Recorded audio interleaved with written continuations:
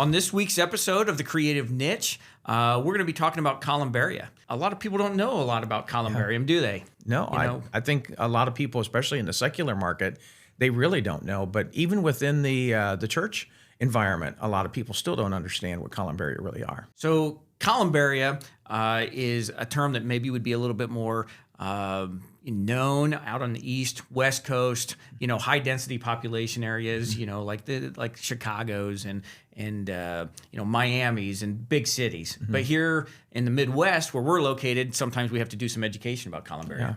Yeah. Sometimes that seems like it's an uphill battle, educating the people what it is. However, my way of communicating it to, because even out here I call it the sticks, out here in corn country, everybody knows what a mausoleum is. That's where they put full body traditional interment, and they understand that. And so I'll just say, we're just making smaller boxes, and it's for cremation urns and cremated remains. So then all of a sudden the bells and whistles go off and they understand. Oh, okay. Columbaria is just a smaller compartment.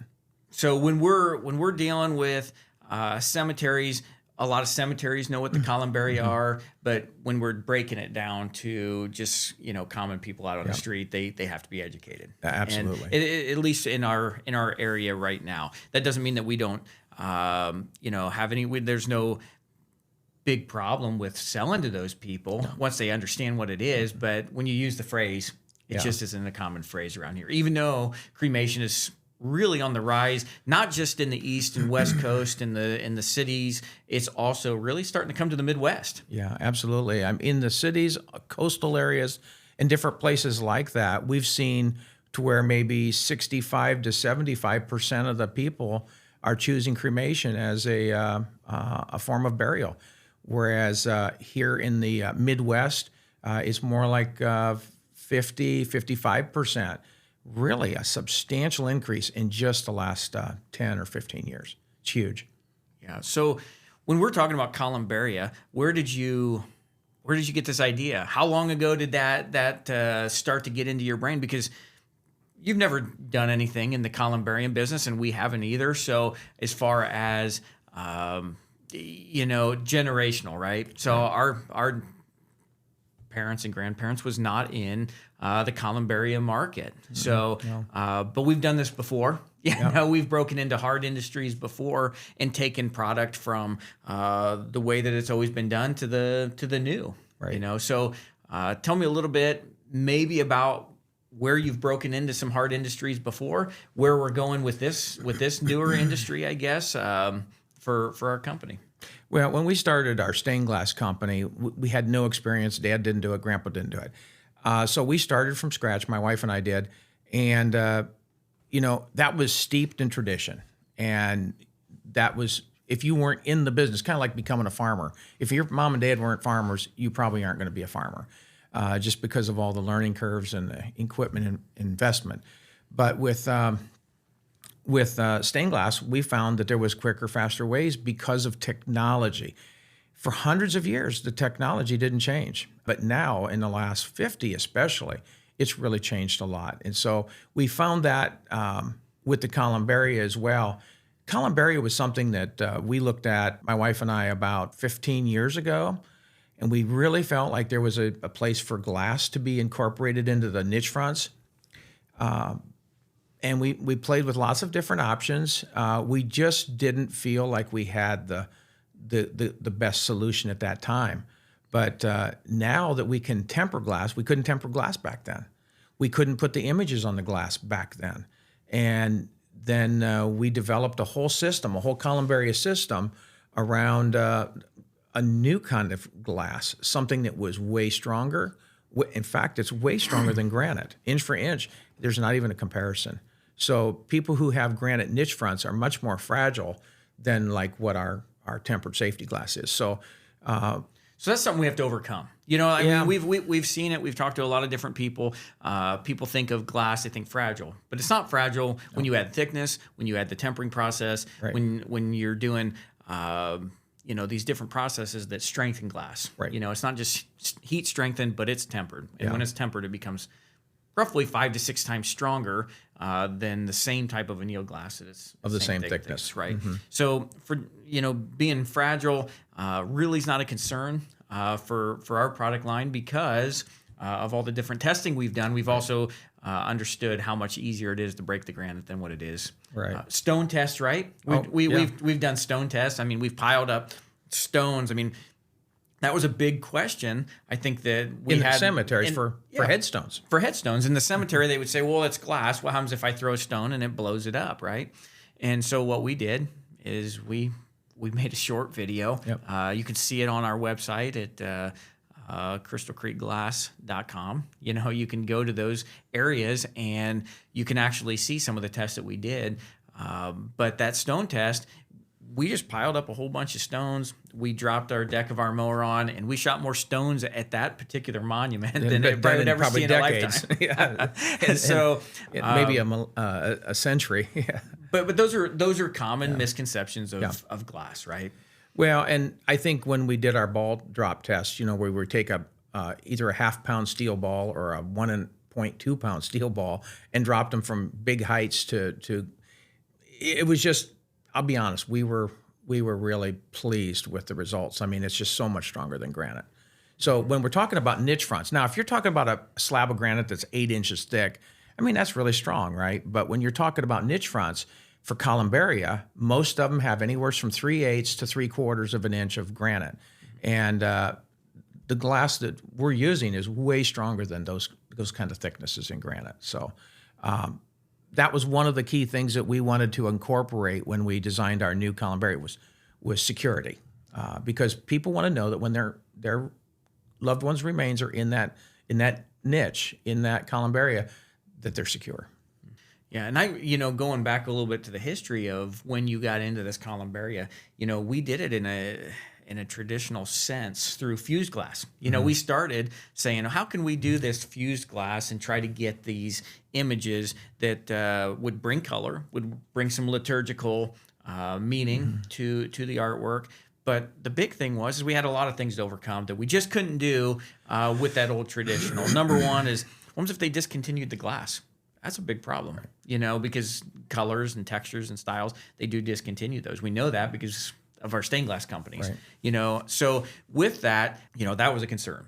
Number two is, man, it took a long time to cool those, didn't it? Yeah, it did. I think it took tons and tons of cooling because of the thickness. If we was doing something thin, no big deal, but we had to get to that proper thickness. We could make it thick, but the problem was it still wasn't tempered. It was still annealed.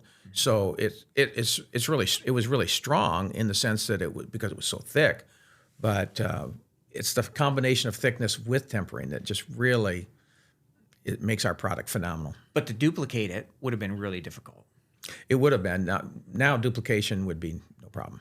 Right. So really what we're saying is the technology just hadn't caught up to the vision. So why would we have to duplicate it? Well, if a tornado goes through and a tree drops on it, pretty much anybody's columbarium is going to be toast, probably. Well, or at least front. a chunk. Yeah. So, I mean, we want to be able to duplicate everything.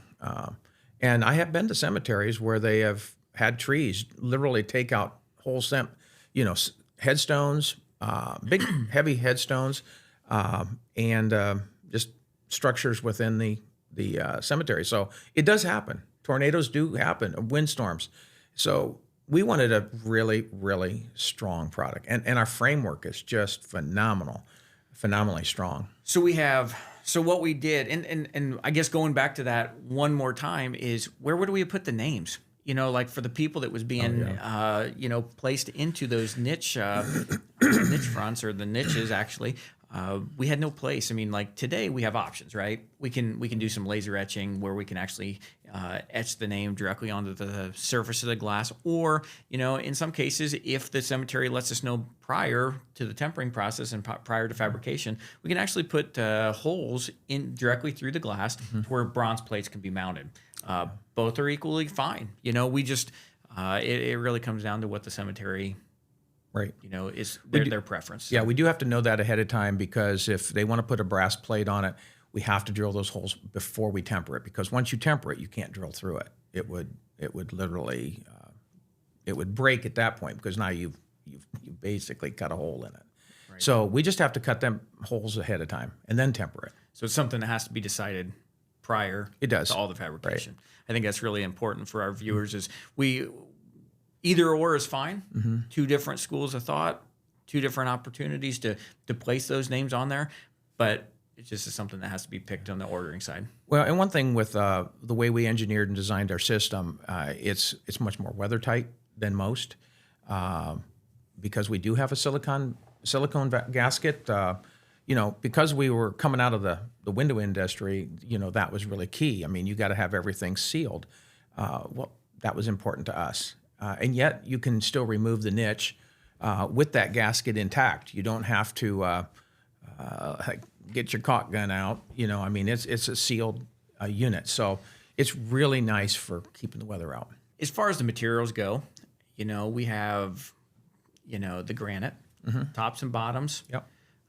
We have these really robust, tempered pieces of glass as far as the niche fronts go, and then we have the end plates or corner plates, depending on what type of series they're going for. In your Vanguard series, you have 4 different places for artwork. Correct. On your Provincial series, you have the 2 ends, but we're also doing some really unique projects right now where we're actually looking to do, niches on the front, full designs on the back. Right. So tell me of places where you would use those types of applications. Obviously if it's indoors, you can use those in mausoleums. Right. Absolutely. Really, really big ones inside, but you can also use them outside.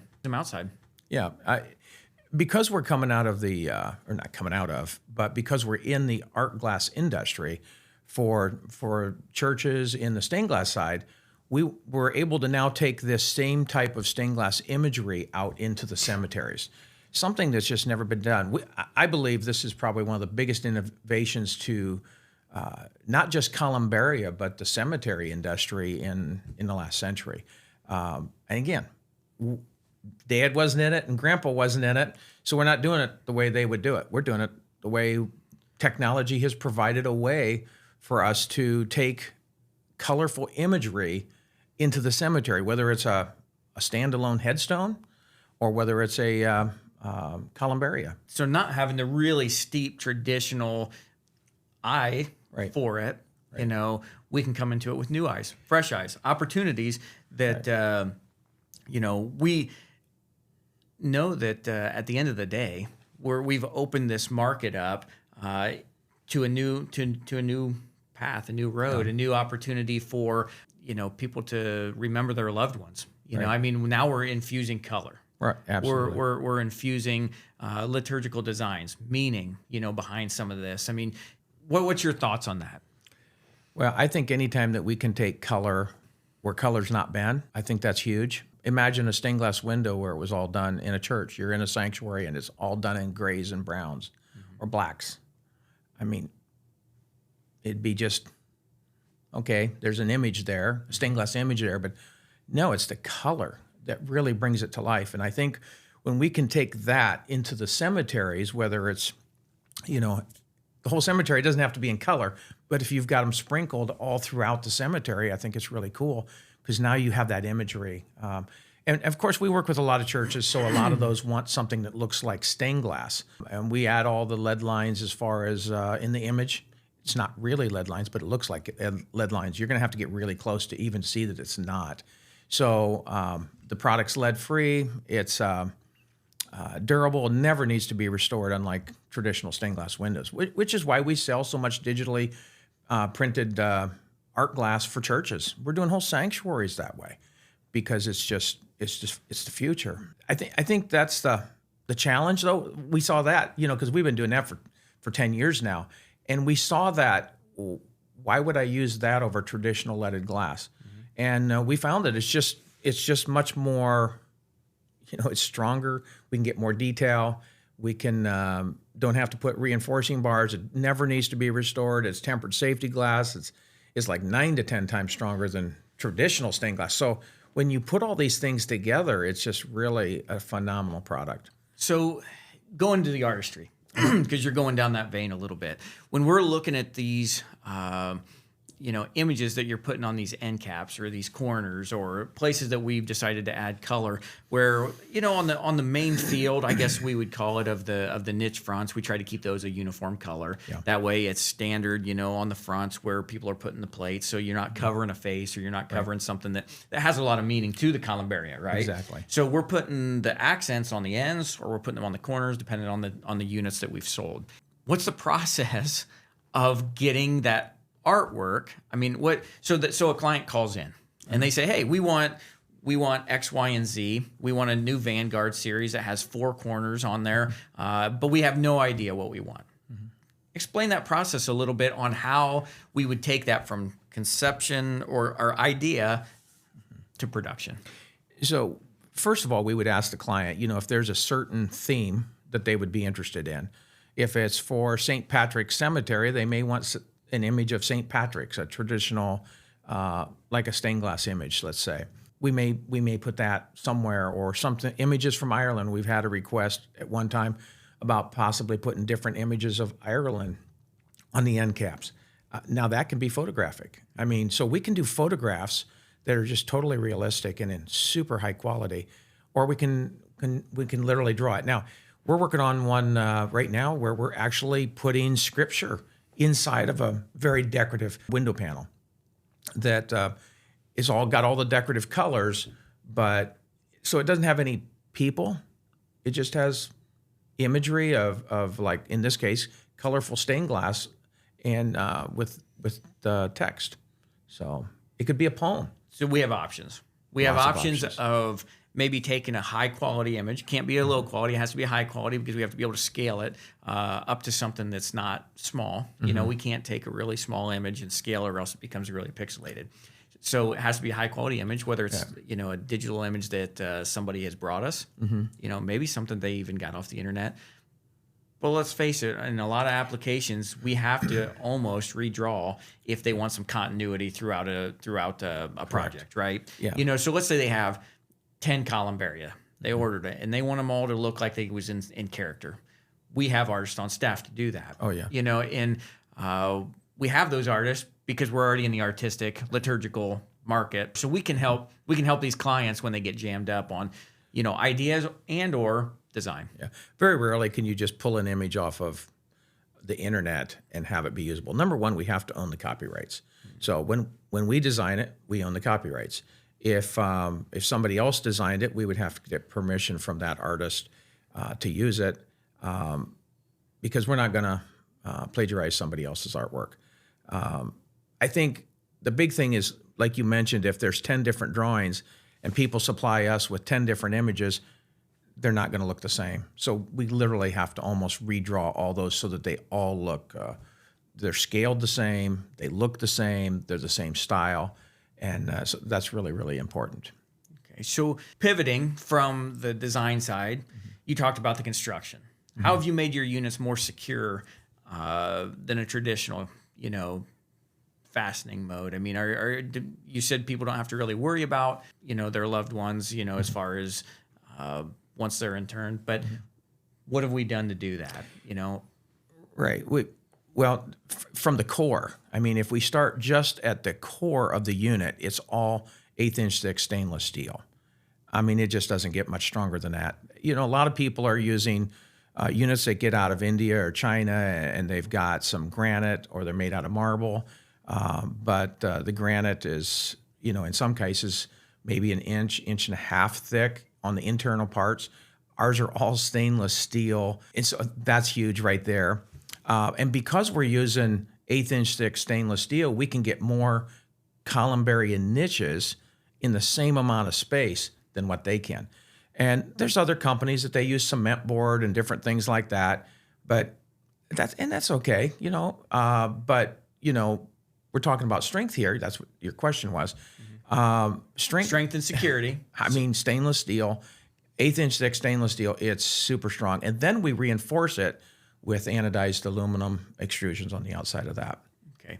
And as far as security goes, I know that we incorporated special security screws that, they are not the standard screws. I mean, and we supply the key to the cemeteries for the opening and closing of those units. So I think that's really important for our viewers to know is, we've taken a lot of different precautions to keep people out of those niches that aren't supposed to be in them, except for when they open them and close them to add the urns or not, because a lot of people still pre-buy these units. Right. They might say, okay, we want this spot, so they pre-purchase that. But when it's opened at that point and the remains are at that point are placed inside, you have good confidence that you're in a secure place. Yeah. So I think the fact that the unit is extremely strong, and even like on our extrusions, we don't try to save money by making thin extrusions. We make them extremely robust. And I've had cemeterians that will come in and they'll think, oh, this is maybe not going to be as robust. And when they see it, they immediately, within 5 minutes, they have switched their gears and like, oh my gosh, this is amazingly strong and secure. So I think so security, strength, and durability, and then you just throw the artistic side in. It's a winning combination. And as far as the, getting these to the cemetery and installing them, I mean, in a lot of cases, they've had to bring in cranes. They've had to bring in, or in a lot of really specialized people to set them because they're extremely complicated. What about our units? Okay, I mean, you can use a crane to set our units, but it's not really necessary. Just an average telehandler that you can rent at the local rental shop, you can set one easily. Yeah, I mean, you could literally use a backhoe. I mean, these things don't weigh tons and tons like some big structures. Specific rigging is required. We do have rigging. You have to have that to where that the nothing can slide off or anything as you're setting. But any qualified setting company would easily know all that. Child's play for us. A normal granite setting company. This is just really easy and convenient. As far as installation goes, much easier. Yeah. Than a traditional columbarium system. We're still using the granite for the base and for the cap. I think there's something really important. You don't really want to throw all the old out, right? I mean, I think it's really important that we have that continuity between the traditional granite that you would find in any cemetery. Could we make the whole thing out of glass? We could, but there's something good about the combination of granite and glass that I think is really, really kind of cool. Yeah. So as far as designing these units, or maybe not designing the units, but let's say we're talking about designing how these are going to be positioned in a cemetery. I know in a lot of cases, it's just like people that are on these home remodeling shows, they can see it. They can walk into a home and they can see, okay, this is what it looks like today, but they can see the potential. Right. A lot of people, they don't have that ability. Right. And I don't think that's any different in the cemetery market is you can tell everybody all day long that this is what that's going to look like. However, we know that a lot of times you just have to lay it out. Right. You have to take it, you have to tell them the plan, but then you have to show them the plan so that they can personally visualize that. So our services, essentially, we offer that. Yeah. And we have artists on staff that can draw the 3D renderings. Now, I'm not talking about just drawing them. Everything's done on computer. So we'll do it. It's in like architectural software. So we'll start with the basic units that they want. If we have photographs in all directions of that cemetery, somebody could stand in the middle and take from where they want to put the columbaria and take cell phone shots of that. We would then pull all those pictures in. We're going to combine that with satellite imagery, and we're going to then build a 3D rendering off of it. And literally, depending on the project size and scope, I mean, we may complete little video all animated so that they can literally walk right through the system that doesn't exist. So 3D renderings, dropped into place so that you can see the visual portion of that. So that's services that we can also take care of. Absolutely. For the in-house. cemetery. Yep, in-house. Yeah. That's one thing we really are proud of, the fact that we can do all these, from the artwork, from the manufacturing, engineering, and 3D renderings. That's all done in-house. So how does the cemeteries justify these units? I mean, there's a cost to the units, right? Yeah, we've had some cemeteries that came in and said we had budgeted X amount of dollars for a statue here.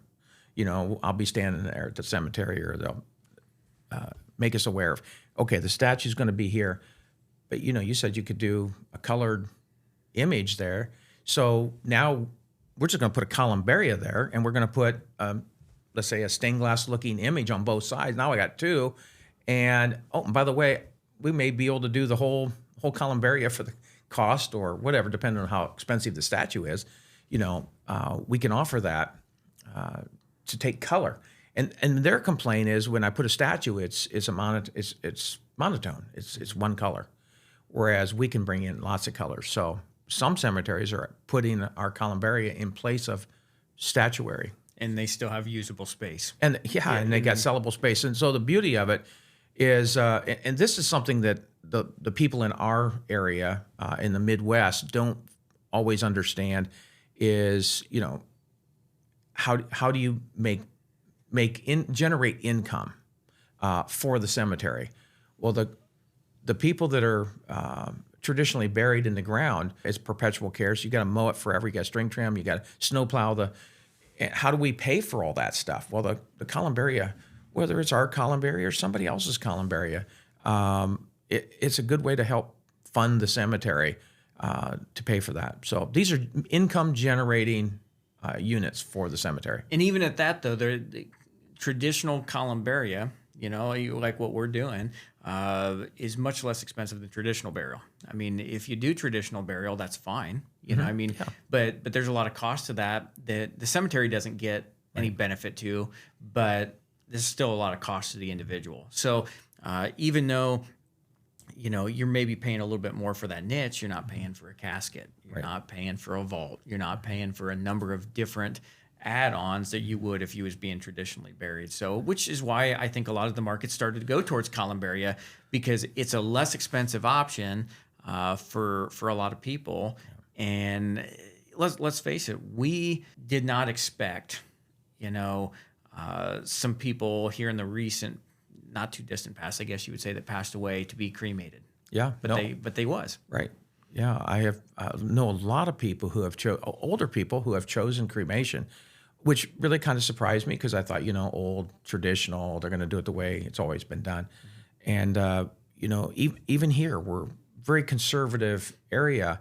We're finding that cremation is, we don't care. I mean, surely we don't care for somebody's, how they choose to eternally, whether it's in the ground or in a columbaria. Right. It doesn't matter. We're just trying to make an avenue to where it's good for the cemetery. It's good for the individuals, because a lot of people are choosing cremation because it's a lot less expensive for them, and we understand that. So some people choose it out of an economic means. They don't have the funds to spend $10,000-$15,000 or more for a traditional in-ground burial, and then again to put a headstone on it. So that's where the columbarias come in. So it's an economical for the individuals as well. Yeah. So it's economic for them. It's economic for the cemetery. Mm-hmm. Number one is because essentially when you go and put the columbarium in, you're going up, right? So you can put a lot more cremains in one spot versus almost the size of one casket. You could put on 150, 200 cremains if you're putting 2 urns per niche. And that's something else. Some people, some cemeteries will only put 1 urn per niche. Mm-hmm. Ours are big enough that we call them companion niches, so you can put 2 urns in every niche. And then there's some cemeteries that they have specific niches designed for companion niches or tandem niches, depending on which orientation they're going. Tandem's deep, companion's wide, kind of neat, an easy way to think of that is tandem is like riding a bike. And we can make both. We can do all both. 3. Yep. Our vanguards are one of the big ways that we're able to offer some tandem and some single, still get the artwork, right? But even if you wasn't taking the artwork into effect as far as part of the income generation, because we know that in a lot of cases, these big mausoleums, the people that are closer to the artwork, essentially they charge more for those specific units. In this case, yes, that does help because you're bringing some, desire to that particular columbaria system. However, just the pure sales of the Columbaria is a lot better than selling a plot. Artwork always helps sell Columbaria or a mausoleum. We're taking our Columbaria inside of mausoleums, traditional mausoleums. And if you go into most what I'll call larger mausoleums, they have stained glass in every place possible. They have stained glass, or they have dalle de verre, which is a different style of art glass. But now, if somebody's, let's just say, for instance, there's a mausoleum out there and it's just gray granite, mostly gray granite, or maybe a couple different tones of granite, and it just looks pretty sterile. Let's throw some walls in of our units, and now we can add color inside of that.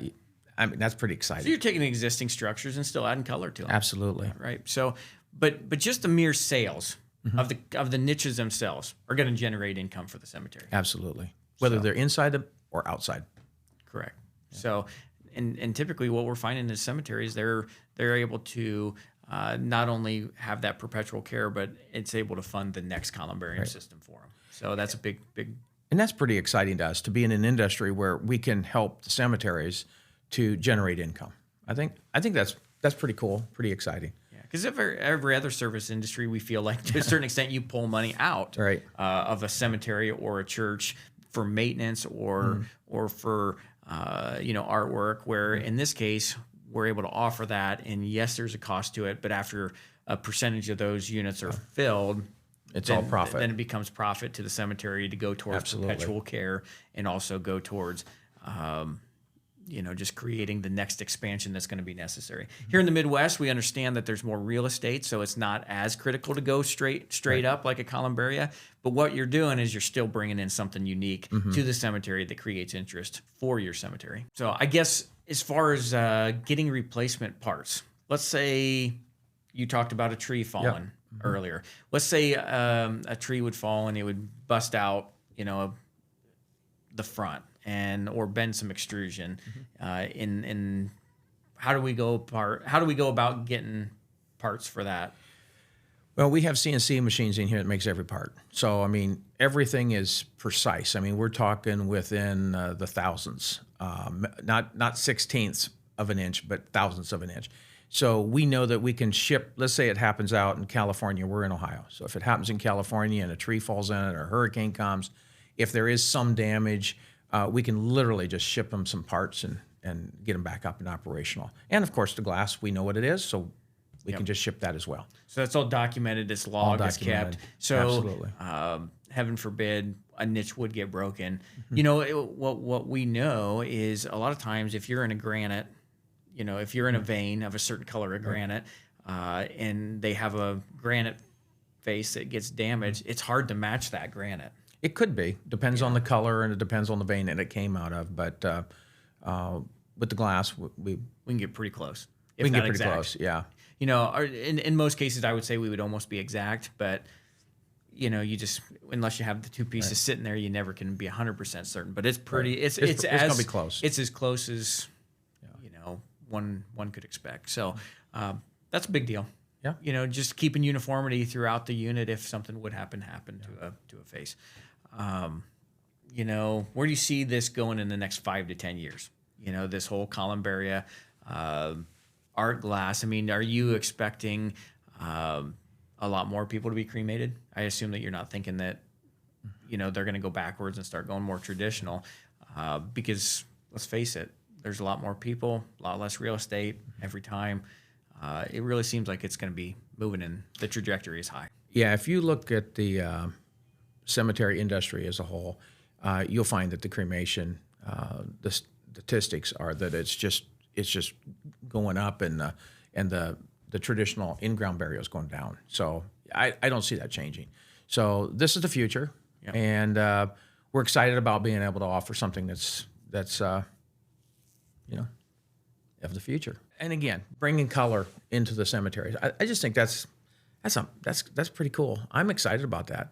And to my knowledge, we're the only ones out there that are doing that. Yeah, and for us, I mean, we cut our teeth with stained glass. I'm talking about me more so. We grew up in that, and we seen where Most studios, they never really grew past that four person. There's a handful of studios that they would get big, but most of them did not. And through innovation, through commitment, through values, through faith, through all these different things, we've been able to overcome not having all the history, not all the generational history, but what we have done is we've changed that market from not just doing stained glass, but we vertically integrated, right? We did stained glass and storm glass, custom aluminum framing, custom woodworking, glass manufacturing. Same thing here in the cemetery line is we're starting off. Actually, we're starting off ahead of the curve. As far as we're not having to work our way up. We're using a lot of the equipment, a lot of the expertise, a lot of the foundations that we built with the churches over the years to say, hey, we have a new avenue to use this digitally printed art glass. And so in a way, I think we're kind of, we've been building this market for 10 years. Oh, absolutely. We just didn't quite use it in the cemetery line. Right. And we've been doing sanctuaries with, we're using the same type of paints that we've used in the stained glass industry for hundreds of years. And we're tempering it in, that paint, that ceramic paint, we're cooking it in, basically. We're cooking it into the surface of the glass at 1,250 degrees. So it's permanent. And, when you're talking about cemetery industry, I mean, you want it to last hundreds of years, not this colorization that you put on laser etching that's gone in 8, or 10. We're talking about something that's permanent, and that's pretty cool as well. And, I think I want to interject this here. Because as believers, this is just an incredible opportunity to take some of this iconography out into the cemetery with, the images of Jesus, the risen Savior, with being able to show that the life of Christ, to be able to show some of this imagery that is near and dear to a believer's heart. So that's kind of exciting too. So it's great. It ties in great with our faith as believers in Jesus, and that's just really key. It has been in the stained glass industry for almost 4 decades, but to do this now in the cemetery industry is exciting. Yeah. We're able to take some new and change, I guess you would say, into an area that hasn't been changed and hasn't seen a lot of new. I mean, there's always been artwork in cemeteries. Yeah. There's statutories like you talked about earlier, but just the opportunity to take something new and something different, I think it's really exciting to see where that's going to go. I guess, is there anything else that I'm not covering that you can think of, or are you? I'm sure there's a lot more we can talk about on Columbaria. I'm sure there's a lot more that our viewers might want to know about the new processes. And if there is, drop them in the comments. We'd love to hear what your questions are. I mean, we have a lot of answers, but we can't think of all the talking, points in one setting. But we believe that once people start to understand some of the things that's out there, it's going to be a lot of interest, even in current cemeteries that they didn't even know that they wanted it, but they will after maybe seeing some of this. Well, our biggest problem, if you want to call it that, is that people don't know we exist. Right. I mean, or that the product line exists, and so once people are made aware that we can now take artwork into these type of areas in a different way. I mean, even where a lot of walls in a let's say on the outside of a mausoleum may have mosaic or things like that. I mean, these are all areas that we can help to augment mausoleums. We can augment just the cemetery in general. Yeah. So even if we're not talking about Columbaria, I mean, we're doing entire sanctuaries. Yeah. We're doing entire sanctuaries of digitally printed art glass. Oh, absolutely.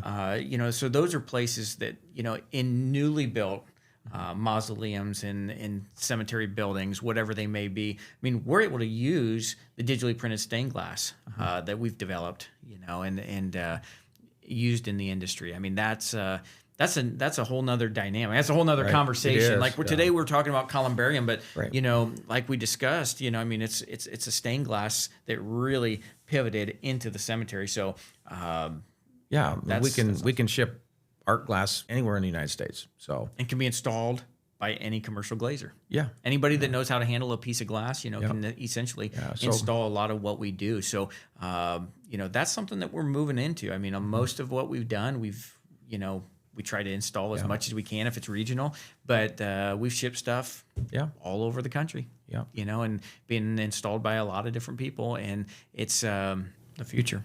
Yep. The future of the industry. So, but yeah, if you guys have any questions, if you have any concerns, things that you want to know a little bit more about, I guess the best way to get a hold of us is, you know, obviously you can call us up, but you also can check out a lot of things at crystalcreekglass.com.